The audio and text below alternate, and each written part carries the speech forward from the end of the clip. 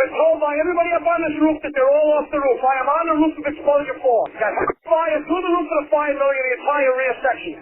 Now remember, given the payday, has he been accounted for? Okay. 610B, that was the payday, 610B. I'm here. We got a fire. 1.5-story, single-family dwelling. Fire shown from the 2nd floor. Give me a second alarm on this. Up to the top floor, I got people hanging out the top floor windows with a baby. Commercial building, a lot of fire, a lot of smoke. Go ahead and strike a 3rd alarm on my orders on this. Got people on the front fire escape here with windows centered below them. We need somebody up there.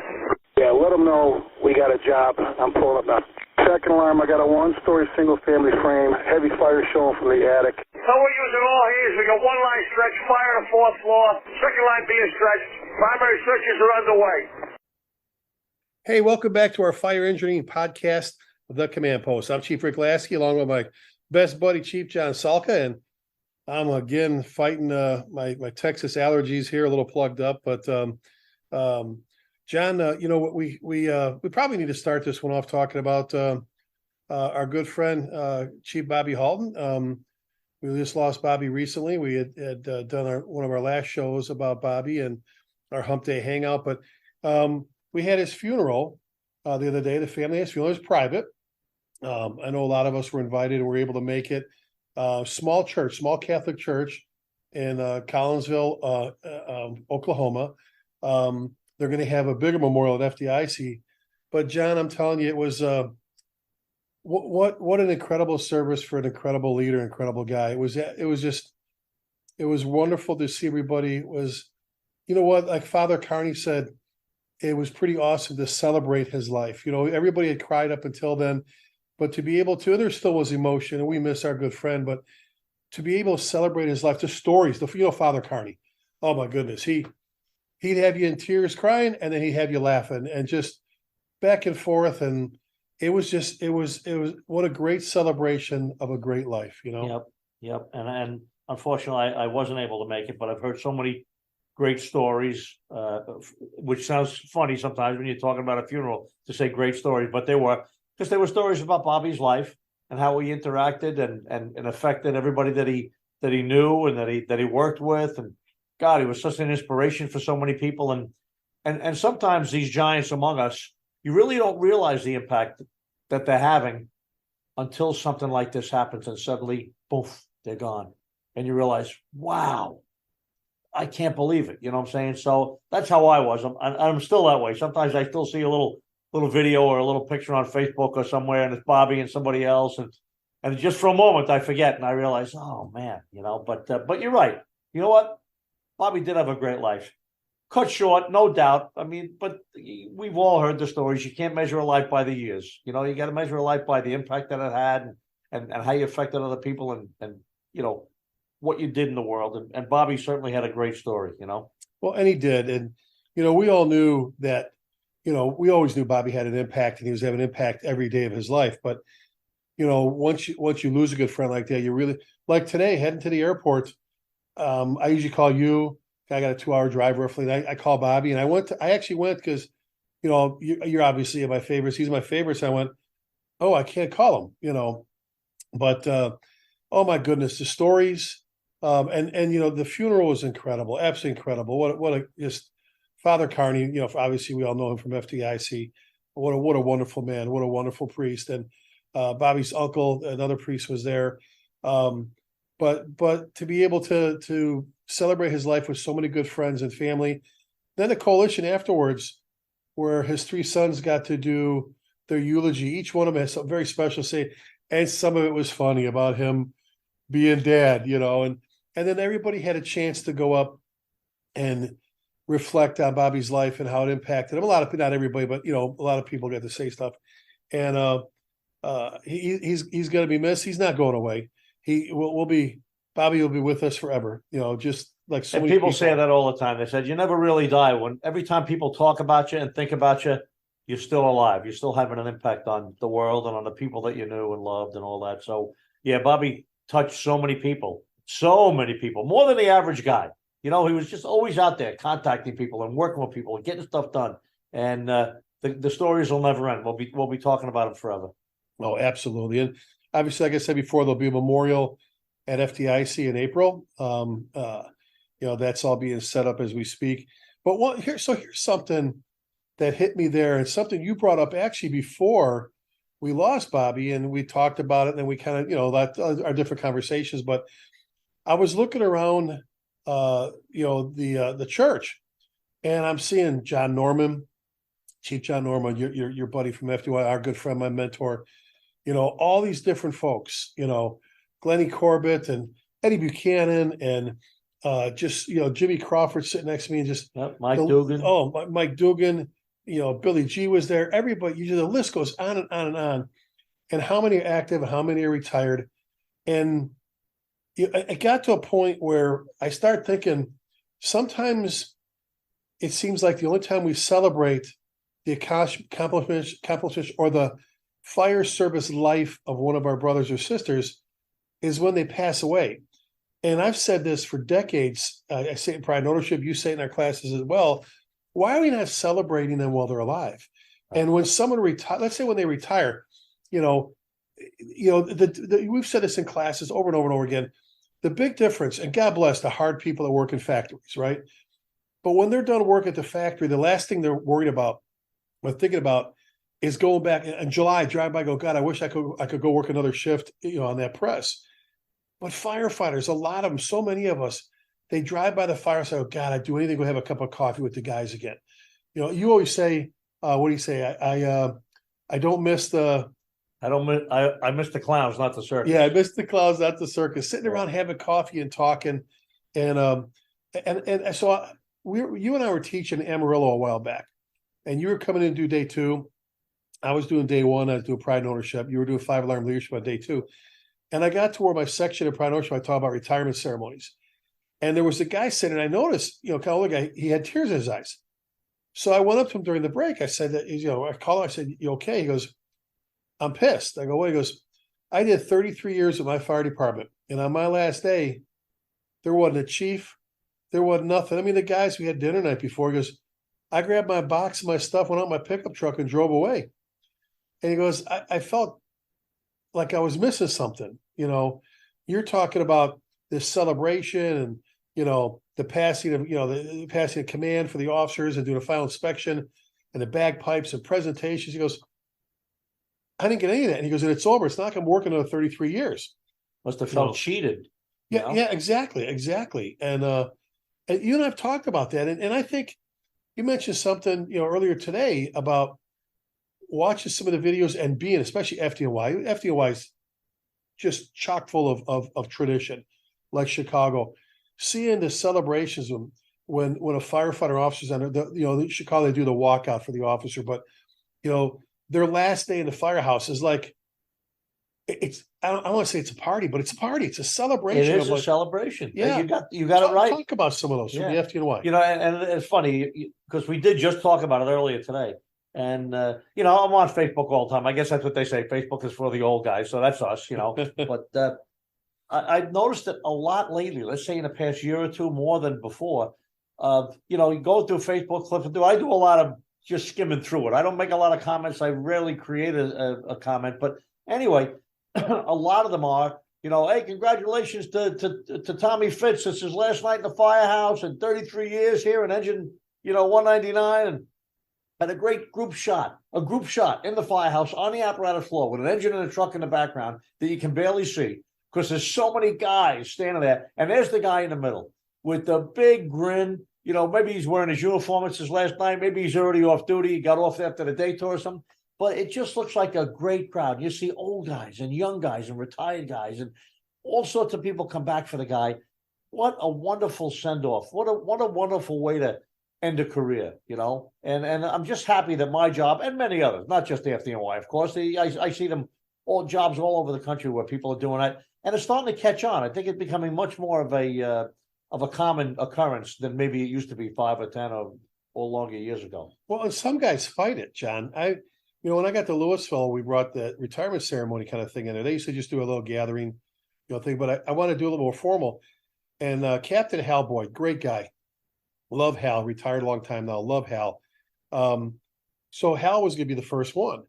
And he sat down and goes, nope, I don't want to do nothing. I think he said, I want to go out like I started. I want to leave here like I came in, quietly. I go, we got to do this. Let's do this final inspection. I go, look, and this is what I said to him. I said, Hal, it's not as much about you as it is about your guys. Your guys want to be able to do this for you. Your guys want to be able to say goodbye. Your guys want to be able to wish you well. Your guys want to be, because it's like this void, John. It's almost like a line of duty death. When you come in next workday and you go, Tommy, where's Tom? Oh, yeah, that's right. He's gone. He retired. There's still that. But when you don't have a chance to, I guess, is it a psyche? Is when you don't have a chance to actually say goodbye and wish him well, Be part of it. yeah, there's like a hole. So we did it, and I had the video.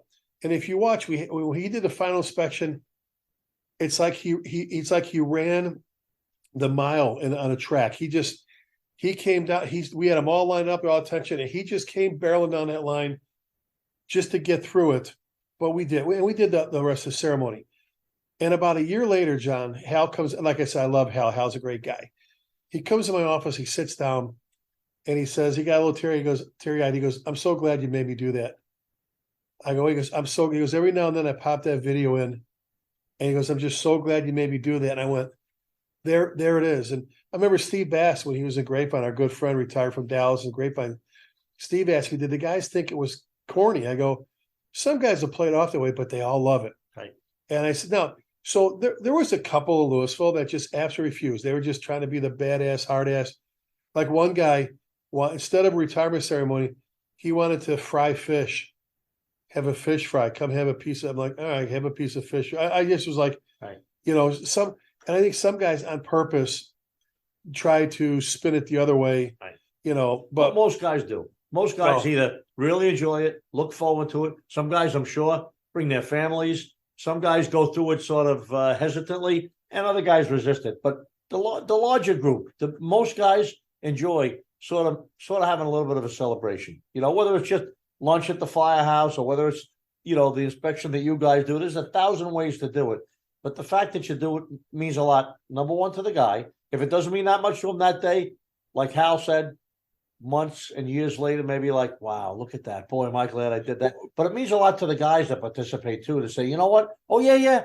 I was here when Joe Spohr left. Guys talk about Joe Spohr. Now, there's a Joe Spohr that died. Young Joe Spohr died on 9/11. He was in 38 truck and he went to Rescue 3. But his dad was in Rescue 3 years ago. And his last day in Rescue 3 was my first day in Rescue 3.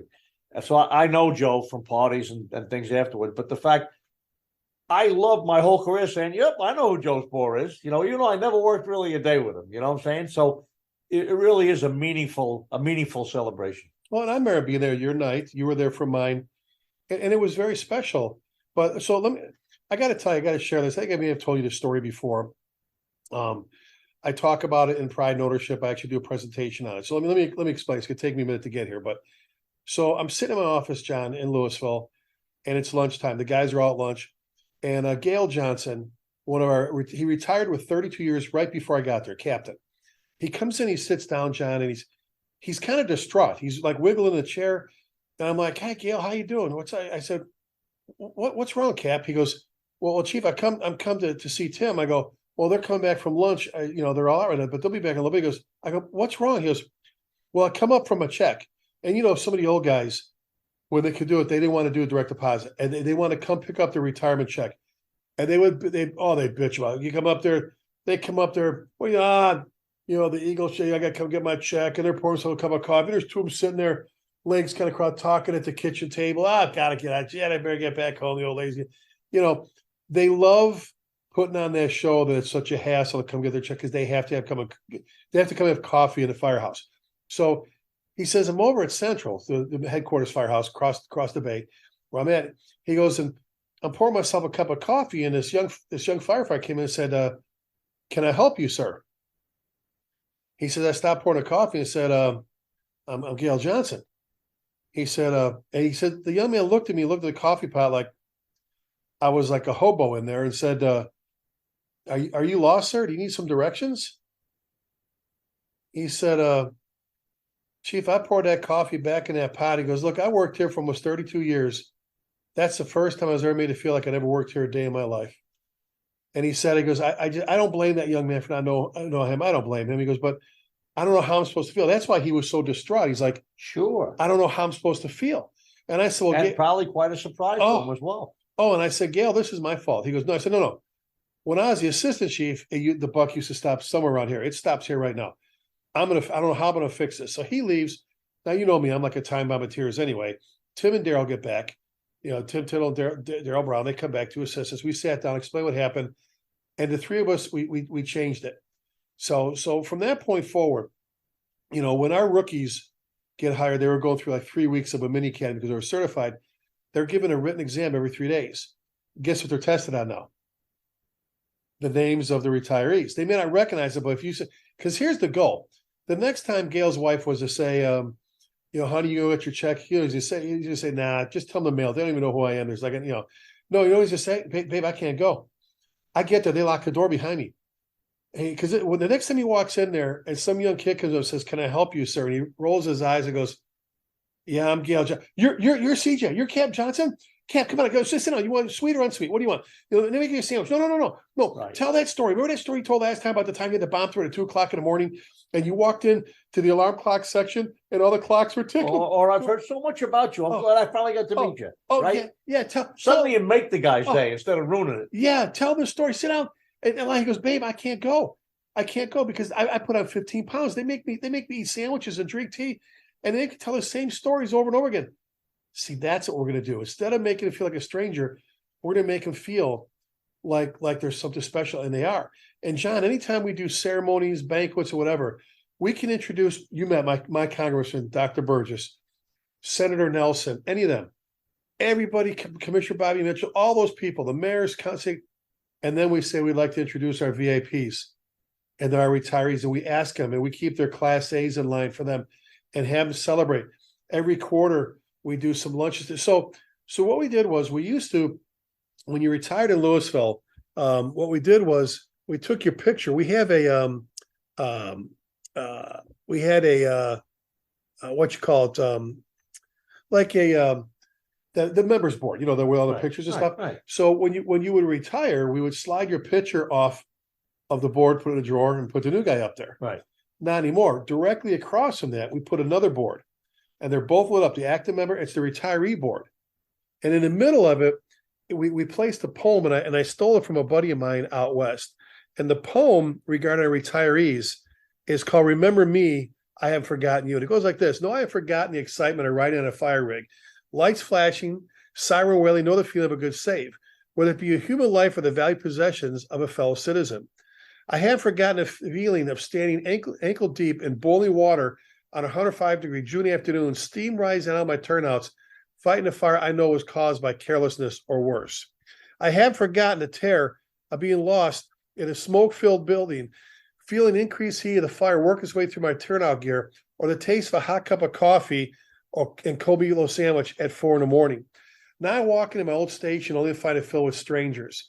I may not walk as fast or stand as straight as you. My hair may be gray and thin, and my jokes don't come as easy as they once did, but I know in my heart that I have paid the price and have earned the right to say proudly, I am a retired firefighter. That plaque is held. That plaque is mounted right in the middle of that retiree board. That's great. And I just think we need to do a better job at getting our younger members, the younger men and women get hired, to recognize and honor those that paved the way for us, right? And you know what? There's a lot of ways to do it. And you've just mentioned a couple, which are great. You know, putting the board up where guys are familiar with them, and then having them even remember the names and at least study them and look at them, be familiar with them. Tell you something that we do in my firehouse, 45 engine, 58 truck, and a 1A battalion, and many other firehouses do it too. We have our annual get together. Matter of fact, I'm angry at myself because I missed it this year because I scheduled a seminar out of state. I was up in Massachusetts for a couple of days, and I obviously couldn't shift things around. But back to the event. It's a reunion / Christmas party. So we have it the second week of December. It's the second Friday of December. That's all there is to it. It's the second Friday in December, and we have it at the same place, Rory Dolan's, up there on McLean Avenue, which is McLean Avenue is the border between. How far back do you go, members? Like forever? Oh, we have once in a while somebody doesn't show up. Once in a while they say, "Oh, Pat passed away last year after our event." So it's as far back as guys keep on coming. Matter of fact, I got to tell you, after I started going there, I was only in that firehouse as a battalion chief. I was never there as a firefighter, or a lieutenant, or a captain. And I started going to them after I became an active member there. And I would meet guys that I knew in the job for 20 years from somewhere else. And I didn't realize they had been young firefighters in 45 engine, 35 years old. Dennis Devlin, who passed away on 9/11, was killed on 9/11. Dennis Devlin was a firefighter and a lieutenant in 45 and 58. I knew him as the captain of 75 engine when I was the captain of 48 engine. But separate from my personal story about it, the point is everybody goes there. Everybody goes there. Guys fly in from other states, retired guys that are retired 10 years, 15, and they actually announce who the guy is that traveled the farthest and who the oldest guy is in the room every year. And you know what's great? When I walk in there, I don't know a single guy at the table. Now, this is in a restaurant, but they have a big party room in the back, a banquet room. When you walk through the doors into the banquet room, there's a table right there. And there's 2 or 3 or 4 young firefighters sitting there, and they get the cash box out because it's pay as you go. You got to pay to come in. It's like $30 usually. And they got a list of everybody's names, and they ask you, what's your name? John Salka. Oh, battalion chief, Chief Salka, right? So I'm meeting guys sometimes for the first time that are brand new firefighters. Even though I was there for 15 or 17 years, I'm gone for 10. And you know what's nice? That annual party keeps everybody familiar. Once in a while, I'll be landing, coming in from somewhere, landing at LaGuardia Airport, and I'll think, hey, you know what? It's 11 o'clock in the morning. I'm going to shoot past the firehouse. I used to do that all the time for the first 5 years when I was retired, and it slowed down. And a couple of times I've just driven by. A couple of times I've just driven home and not stopped there because I thought, you know what? There's probably nobody that even remembers me there. There might be 1 or 2 guys. Both of the captains are gone. Joe Principio's gone. Joe Murphy's gone. So I've slowed down a little bit myself for the same reason. But I got to tell you, these annual parties we have, these / reunion Christmas parties, they go a long way in keeping the new generation up to date with the old generation and everybody being familiar with each other, even with people that they never worked with, which is just an idea for, our listeners. Somebody might want to start that tradition, which is a great tradition. And you just went to Rescue 3s with, and how long ago was that with Jay? You guys went to their thing too. I mean, absolutely. And I'll tell you another thing I just did, which I see getting very popular. Again, I see it on Facebook because that's just one of the places that I see stuff from, other than what's going on in my life. I know 75 and 33 and a 19th Battalion do it, but Rescue 3 does it as well. Old Dogs Breakfast, the Old Dogs Breakfast. I get a little email and it's Rescue 3. Rescue 3 saying, all right, the monthly Old Dogs Breakfast is coming up. They name the place, which is at the same place all the time. I've been looking at it for years. I've never gone. And about 2 weeks ago, I went. And there was a bunch of guys there from Rescue 3, some guys that I worked with as firefighters who went on to be captains and chiefs. Half the group was retired. Half the group was still guys that were working. And what a great time I had. And I said to myself, you know what? I'm going to start making that. And it, too, is run on a regular routine, like the last Friday of the month or whatever it is. And I'm going to start going to that, too. It's about a 15-minute ride away from my house, not very far. Walk in. Everybody's having, lunch or breakfast or whatever it is. I can't remember what it was. I think it was lunch, as a matter of fact. But what a great day it was. And I said, I'm going to start going to this just for no other reason than it's once a month. And you get to renew old friendships and stuff like that. It was great. Well, what a great idea. Like I said, I guess the question is for our listeners too is what are you doing to keep your former members involved? What, like you said, Rescue 3, all these different things you go to, the retirement ceremonies where you bring people back and and at the end during the retirement ceremony, like happened at yours, happened to me, so you let people come up and tell the stories. Anybody, oh yeah, I got a story, like, oh God, here comes a good one. Hide your children, all that stuff, and just, the funny stuff, the seriousness. Oh, it's gonna sound weird saying it. It's a wake without a wake. It's a way to pay tribute. And why are we not doing this? I think the time, I say it in class, the time to honor someone is right now while they're here. You pay tribute to them when they're gone. I know what people are saying, John, when they say, we're going this Saturday to honor someone at a funeral. I know what you're saying, but you're really not going there to honor them. You're going to pay tribute to them, to show your love and affection, to show their family and loved ones just what they meant to us, the fire service, their family, and to send them off the right way. But the time to honor people is right now while they're here. You can shake their hand, you can look them in the eyes and thank them, and just, some people go, oh, it's we really got to do it. It's not. It has nothing to do with ego. Right. This is the fire service, and if you're not going to love it from start to finish, I don't know, then you don't love it at all. I'm just saying, Right, if you're not right. gonna love it enough to celebrate someone's graduation from the academy, and you're not gonna celebrate their retirement from this great service, Right. what does that say about you? You know, we've talked about this before, and I remember when we did talk about it, it was a couple of years ago. I ended up writing an article in my monthly column. I wrote an article about this, and I said the same thing. I can't remember off the top of my head what the title of the article was, but it was a short article, and it was the same message. It was, you know what? There are firefighters working in firehouses all across the country, volunteer career, everything in between. There are guys working with guys that made heroic rescues 10 years ago. There are guys working with guys that had a heart attack that got brought back and came back to duty.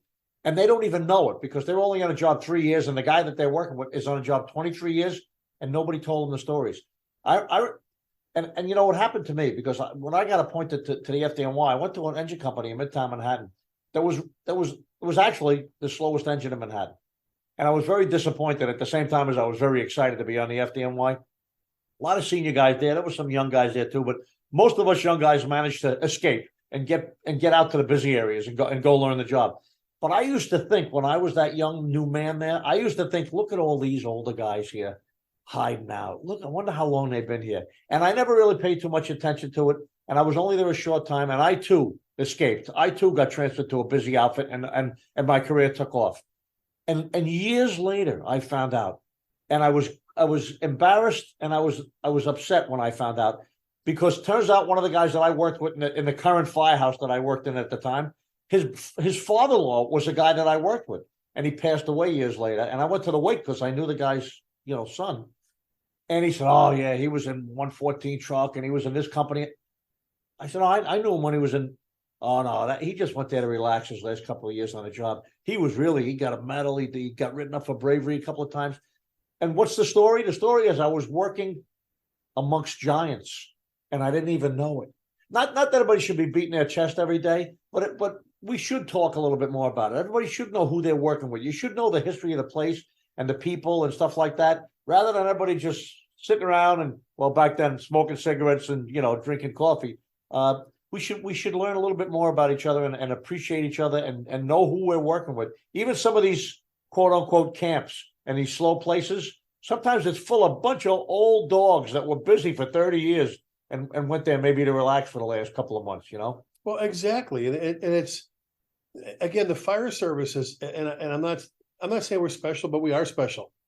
It's a different place. I know we talked about it. Both of us are very pro law enforcement, right? But you used to say it all the time. You see like two NYPD coppers cross each other in front of headquarters, like next to a firehouse. And they would say what? They would rattle off their days. How many days left, Billy? 926. The guy knew he had 3 years left, and they're counting the days. And I'm sure there's some people that are just not happy in the fire service, that things have happened or whatever. It's a big, there's 1.2 million firefighters volunteer career. But I see this often, little boys and girls want to be you. It's the coolest job in the world. And yet we want to rush through it. We want to push through it, hurry up to get to the next level. And then you sit there and go, what the hell happened? I mean, it seems like I just started. And then you're on your way out, or it's a young man's game. Also, boy, it's a flash. It's a flash. It happens in a flash. And there's young guys and gals that are coming on that, so I think we need to work a little bit harder, John, on coming up with a means for keeping our former members involved. Like I already mentioned, we bring our guys back, our former members, so they come back for the banquets in their Class A's, their invite events. For the longest time, used to do a quarterly lunch at one of our chaplains' places, one of our pastors, the chaplains' churches. Lunch in Dallas used to do it at the academy with the probies. They would bring the retirees back for a lunch with the probies, and some of the guys companies would cycle through. But if you're not going to celebrate someone's retirement, if you're not going to, like we ripped it off from you guys. I remember Jerry Wells came back and did it. The 20-year firehouse dinner in the Bronx. He had 20 years in the firehouse, whatever firehouse he was in your battalion, I forget which one. It just remember had 20 years, and everybody chipped in. They bought the meal. He probably bought the meal if he had 20 years. 20 years, and they're like, thanks for putting up with us for 20 years and all that shit. I'll tell you what, I just thought of something else. It just occurred to me. Butch Cobb, our good friend from Jersey City, retired deputy chief, and Butch is a great guy. The tradition in Jersey City is when somebody's retiring and this is officially run through the job. If the guy's working his last shift, for example, Butch Cobb worked his last shift, and I went there that night. So did a bunch of guys from Worcester, Massachusetts, and we went down there and hung out with him. And all during the course of the day, every company gets sent to their station and stops by and says hello and has a cup of coffee and gives them a handshake and a pat on the back, and they drive away. And then an hour later, 2 more companies get sent in, 2 more companies, and they got 25 or 30 companies in Jersey City. And it's a scheduled, organized, like group of companies coming by to say goodbye to a guy on his last day. What a great, another great tradition, How cool And is he's that? sitting there waiting for them to pull up. He knows engine 2 and ladder 1 are coming next. How cool is that? Well, I remember your firehouse.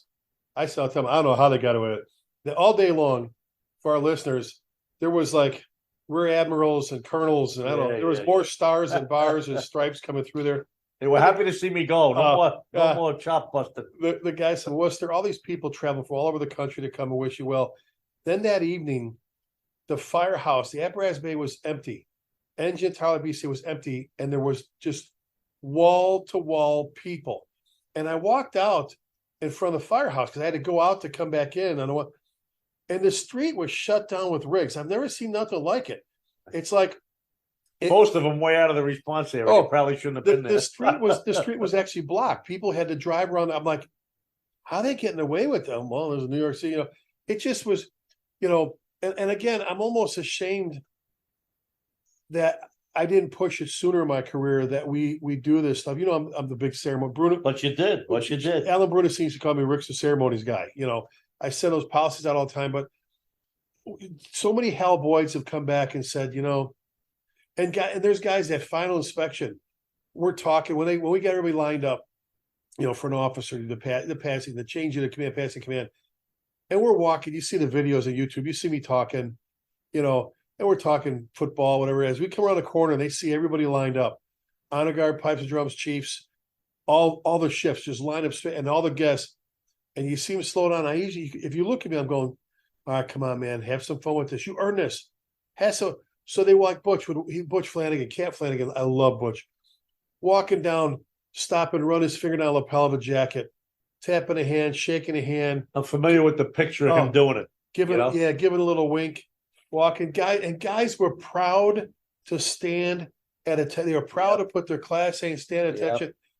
And we do all that, and the honor guard presents a flag that was flown over his station last day, and we do all the salutes and the last alarm, the tones. We dismiss. Everybody goes aside, and then we do all the presentations. It's Texas, so everybody gets a gun. So even the city rules say the only time you can bring a gun, it's not loaded, obviously, is for retirement. So I'll get shotguns and rifles and pistols and stuff. And everybody does other presentations. The pipes and drums play a song, and the family. It's just what a wonderful ceremony. And here's something, John, we do is, I don't know if they still do that with it. When I did it, we took the rookie of the shift. Now, the only people, this to stay covered with their lids on, with their hats on, their Class A's, inside are honor guard members and funeral chiefs. The moment you come in, hat goes off on your left arm, you hold it, blah, blah, blah, so on and so forth when you're inside. We took the rookie of the shift, and he's going to, or she's going to wear their Class A like the rest of them. But they're standing at the back bay door with their hat on.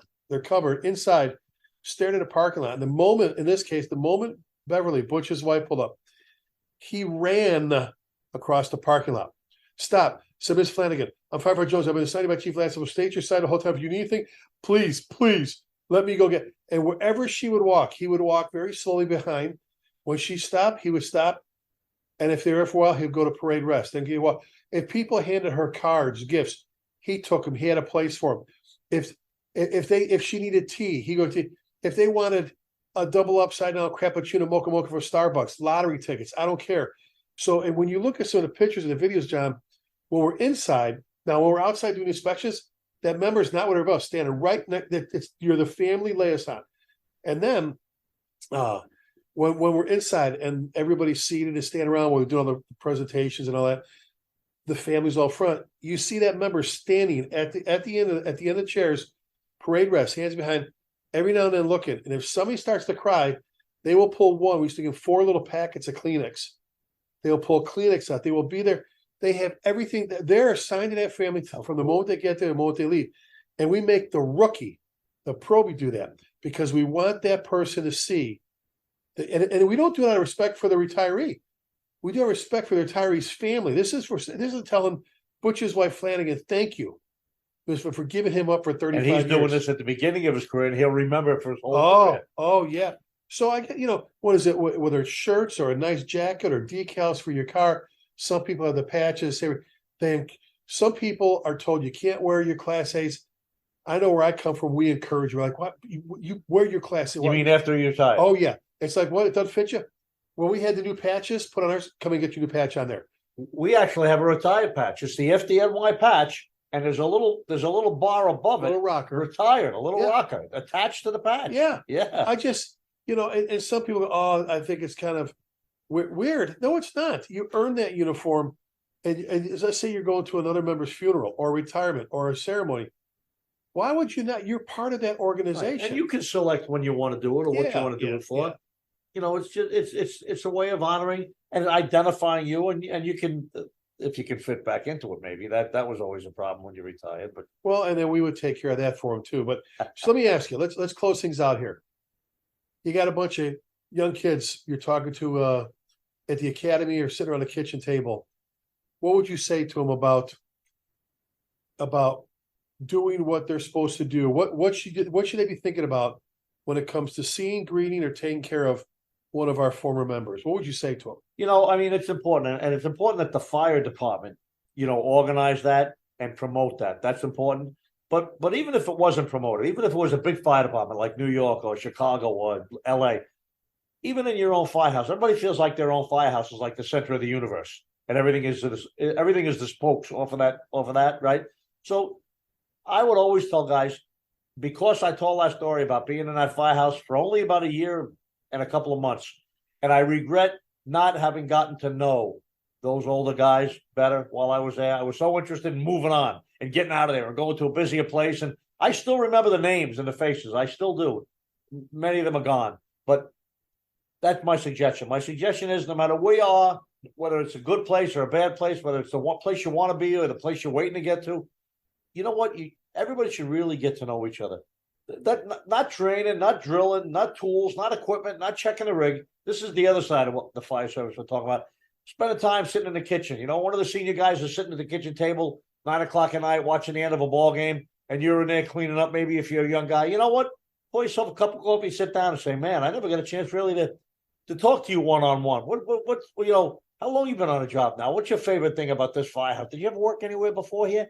And before you know it, people get to know each other much better, and suddenly there's more meaning to the relationship and the whole firehouse, the whole. Like I said, I miss the clowns, not the circus. It's those clowns. It's the guys and the gals in the firehouse. That's the important part of what we all do. Well, again, the question is, what are you doing for your retirees and former members? I think that's great. Before they're gone, they sit down, like you said, and go, so what was it like when you got hired here? What's different now? I mean, and some of it's going to be, it's a different fire service, a different. You know what? You need to listen to all that, because there's things you're going to pick up on, like you said, John, that you can turn around and have an impact on.